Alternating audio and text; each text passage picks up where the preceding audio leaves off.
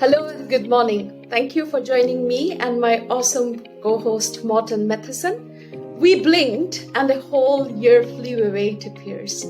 And we are now on season 3 of your favorite Take Care podcast, the only podcast that brings social care and technology together. And today we have with us our esteemed guest, Darren Evans, CEO of Aftercloud. Welcome to Take Care, Darren. Very good morning, Sanga. Very good morning, Morten. Really, really good to be here and have a very happy New Year. Happy New Year. Thank you very much. Happy New Year and likewise. It's good to have you on board. I've seen you before and I think I've even seen you in real life before. And I'm really, really interested in who you are. Can you tell us a bit more about your story and how you got into social care? Yeah, absolutely. It's interesting because I think that's mutual, Morten. Your name precedes you, which is great, I think. So I've been working across health and social care, technology-wise, for about 25 years. And if you go back, one of the very, very first online platforms for social care provision, really, for rostering and monitoring. So going back to then, really, and I've been involved in social care technology ever since, in various guises, managing various businesses and coming up with various solutions. So, it's been an interesting time. I think more so in the last, few years where technology has advanced even further, offering end-to-end solutions, which is I think really, really great. Yeah. So that's kind of my background. Sounds good. And I was, of course, looking your LinkedIn up and trying to find out what journey you've been on. And I see that you've come from various roles in the Access Group, and now you're in I suppose, a somewhat smaller business. How's that change been for you? Very, really insightful, actually, a pleasurable change, I have to say.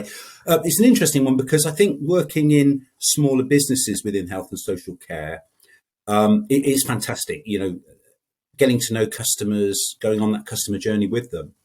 And then obviously you mentioned previously Access Group, huge business. I mean, very large acquisitional based business. Which I was involved with for a little while. And what's interesting, actually, if you see my background, it transpires that they've pretty much bought up every business that I've worked in. That's good. Yeah, well, it's an interesting one, isn't it? They're now. I don't want to make this access driven, but they're now one of the largest. Well, they are the largest software business in the UK. Interestingly, so all credit to them. I hope that they continue to innovate, let's say, rather than stand still, because I think a lot of the innovations are coming from new startups and companies like yourself and Sanga and businesses that are really sort of cutting edge, leading edge where technology is concerned. So it's an interesting time. It is indeed. But I'm more intrigued from the very start, if we can peel back to where you started. You started in military and HM Force and then into technology. What are the few things that you perhaps take back from those days into now, which is, I would say, changing world in the world of social care? Yeah, you're very true. So I started off as an apprentice in the forces and spent almost 9 years actually in the army as an instructor. And when I left, I actually went into banking and publishing. The two combined was quite extraordinary, actually. Yeah. So foreign exchange and sub custody and banking, and so managing publications. And then I got into communications and started traveling throughout the Middle East with satellite communications, Middle East communications, and various other forms. And then the internet came along, and of course all the balloons are in the air, and that was kind of where I changed from publishing to technology, and that's where my journey started with social care specifically. I guess the changes I've seen are dramatic because we've gone through that technological evolution really from what was initially paper driven based processes through to what are now largely, I mean, not completely, but largely technology driven processes. There are still some out there that are still using pen and paper, interestingly. And what I found actually more recently is that some industries or communities, call them what you will, sectors, are still largely paper based. And I find that incredible. Mm. Yeah. That's true, and it often makes you think what are the cost benefit to having a pure paper-based manual industry to a much more tech-driven sector. Yeah. But you are doing fantastic work with your new startup on After Cloud. Tell us more about After Cloud and That's what very kind of that's very kind of you to say. Thank you. Well, it stems back actually to my work. So I was, busy working away as we all do within the community, and it was around just over 3 years ago now. My wife Pam and sister-in-law Cam were primary carers for my mother-in-law Mohinder, and she had a very aggressive form of Lewy body dementia. Awful time really for the family. And it was very, very aggressive to the point that within months she died. And anyway, if we skip that period post the funeral, we were going through various photo albums. Actually, when you go through possessions and whatnot, we were going through a photo album with our son, who was kind of 11 and a half, I guess, there or thereabouts at the time. And he was questioning my wife about who's this, who's that, who are these people? And we had no idea. My wife had no idea. And with that, we realized very, very quickly that when a person dies, that whole library of information is gone. It's unless they've done something specific, you can't get it back. It's irretrievable. It's gone. So with that, my son said to me, "Dad, you work in technology. Not that I'm a technologist, but you work in the field, and can't you do something that will assist other families that find themselves in the same position?" And that was kind of the light bulb moment, really. So I reached out across the sector and spoke to people at varying levels, and we came across. Now, end of life was not my expert area of I knew nothing really about end of life at that time, even though people had died throughout my lifetime. And we realized that there was this thing, this physical item. So going back to pen and paper, I guess, this physical item called a memory box. And what they do in end of life and palliative care is that they create this box, and in it they put letters and cards and gifts for future events. So what would potentially be posthumous. And with that, the sort of light bulb moment went off again, and we said, well, actually, we can take that and we can digitize that process and just shrink wrap it into an app. And that's exactly what we did. Yeah. So that was the start of After Cloud. That was the start of our journey. I have to just say, hearing what you're saying, it's very sympathetic. And I have still from my grandmother in the back of my closet, I have a small see-through plastic bag with a little teddy bear in. And once every year or so, I open it and there's still the smell of my grandmother's apartment. Oh, wonderful. And there I quickly wrap it up again. And I remember a lot of things that I've forgotten otherwise, just because of that little scent of my grandmother. Yeah. And I'm sure that what you're doing now can enable such a feeling in many different ways in regards and with various media, so to speak. So I've really, really looked forward to seeing you here today and hearing more about it and hearing more about how people receive the experience. So can we go to that immediately? What do people say about using the app? Yeah, it's a really interesting one, isn't it? Because we ran beta pilots for 10 months in real world settings. I think also just to build up our awareness, build the brand, but also iterate and get feedback from real users. And one of the things we received was, look, this is great, works fantastically, we can post and but you never really get to find out until a person has died, and you get the feedback from the relatives. Yeah. And that has transformed because we've now got people. Well, one of the pieces of feedback we actually got through the beta was, we'd love to see our moments plotted almost chronologically to create life stories. And of course, life story work is imperative in older people's services. But again, it's traditionally paper-based. So rather than iterate on the product itself, which was originally called Aftercloud, it's just, we changed it to moments, so key moments in life. And then we created another app on the same technology stack called Timelines. And Timelines has almost become our de facto our sort of base platform, because it sort of enhances that life story work across a lot of sectors, and has a lot of applications, interestingly. So it's been a fantastic journey, and we're still continuing. We now provide to children's services with another app called Journals. So it's evolving all the time. It's really, really interesting. Yeah, that's why I find your idea very, very inspiring as well, because it digitization and the digital tech stack, it's only an enabler in the process. The whole aspect of remembering, reminiscing, you know, s- recording those key moments, like you say, Mm, and so that you can all often go back and reflect, like Morton was saying, he goes back every year to get a sniff of that memory. These are priceless, and absolutely. using technology to translate that idea, translate that vision, I think it's a powerful way of making it much more future proof. So, what challenges did you face when you thought you will translate this idea with the technology angle? One of the greatest challenges, and it still is a challenge today, I have to say, and that is getting to the people that really need the application. Um, People that are in receipt of palliative care in the community, or indeed in hospice, are very hard to reach, target base. Not that I'd like to use that language, but certainly within the community, they're very hard to reach. There are specific gatekeepers. It's a difficult one in the sense that the people that are closest to the ultimate, people that will use the platform, will use the service.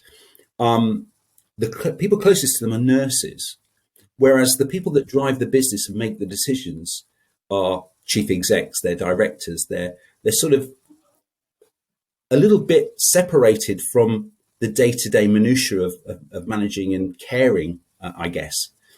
So that is a challenge in itself. One of the things that we've done to overcome that through timelines is create a direct-to-consumer based approach. And one of the interesting things we're doing this year is we're a technology business for social good. And that's our strapline. What is social good, and what's our value in relation to social good? So one of the areas that we've looked at is gifting. So what we're looking to do this year is, and this is the first announcement of this actually you're getting on Wow. the show. But what we're looking to do is gift forward, so pay it forward model, in that Oh, if you buy a timeline, and I love intergenerational learning. I love the fact that children or grandchildren should be speaking with their grandparents and learning more about the history before it goes, and Absolutely. that gets then plotted on a timeline. So for every timeline purchase, what we're looking to do is gift a moment to somebody, either in end of life, palliative care, or actually in receipt of dementia based services, because I think people living with dementia are a really important community, I think, for us as well. Mm, And mm. we've got two research projects underway as well, Strathclyde and Bedfordshire, both looking so healthy aging technologies and brain health, respectively, where they're utilising both moments and timelines to sort of gather research and evidence best practice, because that's what we're all about. it's funny that you just mentioned that at the end, because I was thinking that obviously, just from a very rational perspective here, I was going to say for a lot of people this will and must be transformative in many ways. But what evidence have you sort of collected besides hearsay over the last, or over your storyline, the company's storyline? So have you had any so far? Doesn't have to be proper research, but have you had any indication of where this is transformative? What is it that this really does to people? Yeah, I mean, we've got individual feedback. The research is continuous; it's ongoing, and I don't know if you've worked with research partners before, but they take an awful long time to to They put have things to. together. But anyway, that aside, it's fantastic, because I think an evidence based approach is the best one. Yeah. So no, it's all anecdotal currently, Morton. But you'll probably already have, even though anecdotal, I find that often to be as true as researchers is. But I still think some of that anecdotal evidence is evidence. So have you had anybody come back to you and say, or have some of the services using this on a more broad perspective, have they said, this is what we're seeing, this is what we're experiencing at least? Yeah, and I think in that regard, it's generally families. I mean, we had one, well, I'll give you two instances. One was over the Christmas period where I took an afternoon out to spend time with a palliative care nurse that we're working with and a younger guy that has younger children. And, he's still alive now. He's got probably weeks, not very long. He's end of life. But wanted to leave some videos for his children. So we spent that afternoon just going to, he was thankful, but I think the real benefit will come downstream when those children have, the ability to look back at what their father has left them and has taken the time out to prepare and do something for them. Similarly, we've got, so interestingly, what our timelines app, when you publish a timeline, we also generate a QR code. So that QR code is as unique as the individual timeline. And the QR code can be placed anywhere. So we've got a couple of scenarios there as well. One is we've got a monumental mason in the north of the country in Leeds, Leeds, who have put a QR code on a headstone in their showroom to show people, effectively you can go up to a headstone, click on the QR code and see someone's life story. Wow.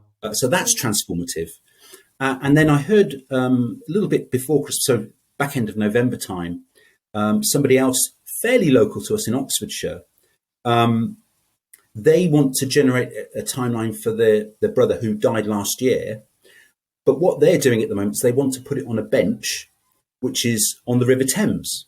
It's an area of spot, I think, up near Marlow, where the lady's brother used to visit, or frequent.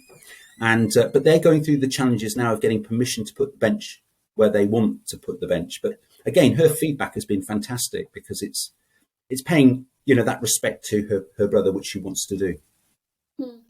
As you were sharing these case studies, or I would say life stories, I had one thought with regards to your memory and timeline. I think it could eventually also aid with dementia. People who have dementia and other Alzheimer striking to them, because again, if you're capturing the timeline and the music, we all know music takes us back to stages of our life, and if we are able to plot that, you will be able to take those people back to their period of their time, which will enable them to start remembering those memories again and have a transformative experience again. I'm not sure if you have started thinking in that direction. Oh, Darren, no, you're already. absolutely right. Yes, absolutely. Yeah, we do. So one of the research projects I mentioned about brain health is utilizing timelines. So what we're looking to do is we start with our date of birth. So who's the timeline for what's your date of birth? So it takes you back to the date of birth anyway. And certainly with relation to cognitive improvements, what we're looking to do is introduce music at key pivotal moments, because that spark, it's a bit like Morton talking about the smell. So that music and smell and taste, interestingly, those three things will take you back to a certain point in time, a certain date, a place, something you've done, a historical event. And music, you're absolutely right, is the same thing. So what we're looking to do is introduce music on the timeline to improve cognitive recall for people living with dementia. But that is, again, that's another challenge in its ongoing work. But yeah, there's a huge potential in this area. I've worked with a couple of, and we also see that in Sequoia, there's the possibility to add photos and story timelines, just in photos though, and just on that, we had a funny story of a guy who was living somewhere outskirts Denmark, whose sister lived in Australia. And obviously they hadn't seen each other for many years, and he was now in a nursing home.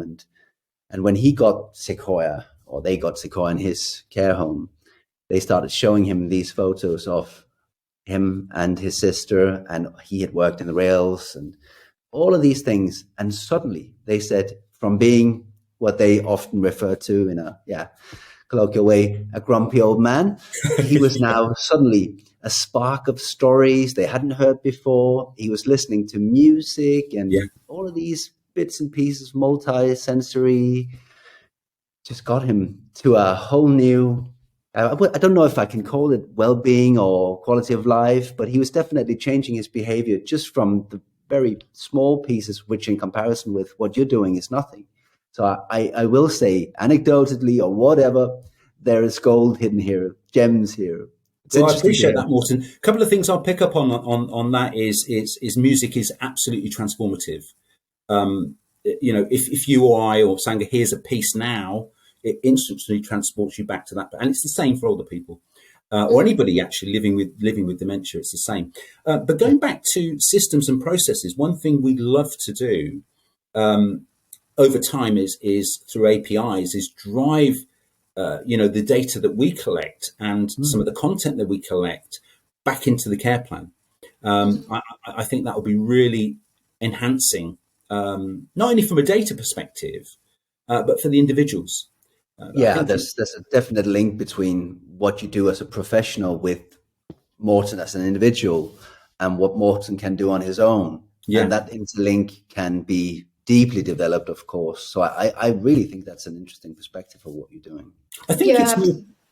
Sorry, Sangha. I think it's more person centered as well, because what you're doing is taking the thoughts, the processes, the wishes of the individual. Rather than operational or clinical top down, it's sort of bottom up. And I kind of like that. I like that way of working. Yeah, there's a fantastic, just to build on that, there's a fantastic care home that I know of who are working with a very different, less medical model way of treating people that live with dementia. And what one of their sort of approaches predominantly represent is what you're describing just there. They're working a lot more with the person's background and trying to find hooks in that background, in their life story, to make them feel more comfortable and make them access that room in that person where they can have connections. And that makes their use of medication drop severely. Yeah, I think also for new carers, if they can click on let's say the QR code for a timeline and see that person, understand their history, understand their backstory, I think they'll be able to apply a lot more person-centered care for the individual, and I think that applies for new carers as well. If you're caring for someone and the person, their history, their background, their likes, their dislikes, etc., you're more akin to provide that real care.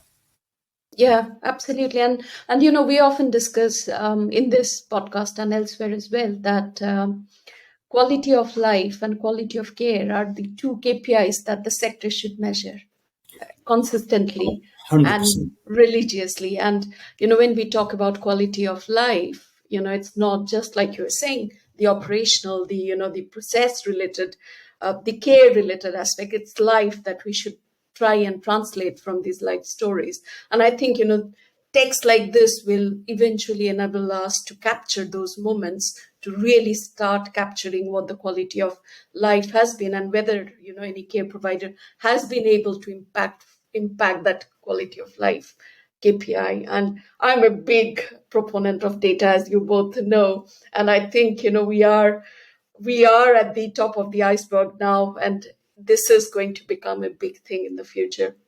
Yeah, I believe, I think you're both, both leading in the sector in terms of technology provision, which is fantastic. And we sort of, we're the conduit, if you like, the sort of, the piece that sort of,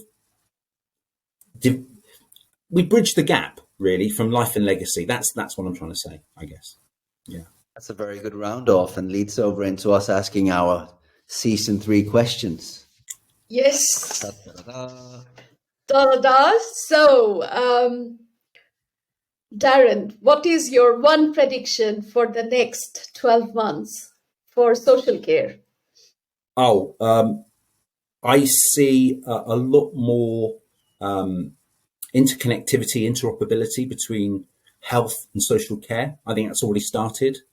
NHS Digital have already provided a list of platform providers that are ready for integration into the health system. So I think there'll be a lot more streamlined processes in place, long overdue. I think that there'll need to be a lot more budget strategy driven to social care provision. We've been the poor cousin for a long, long time. And again, that's starting to change. So I see a lot more in relation to that. And for after cloud, who knows? We'll see. I'm I'm forever the optimist.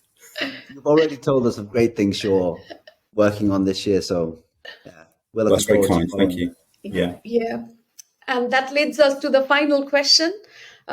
We have this is the new thing that we want to do as part of season 3 is request you to ask a question that you want to ask our next guest, who you don't know yet.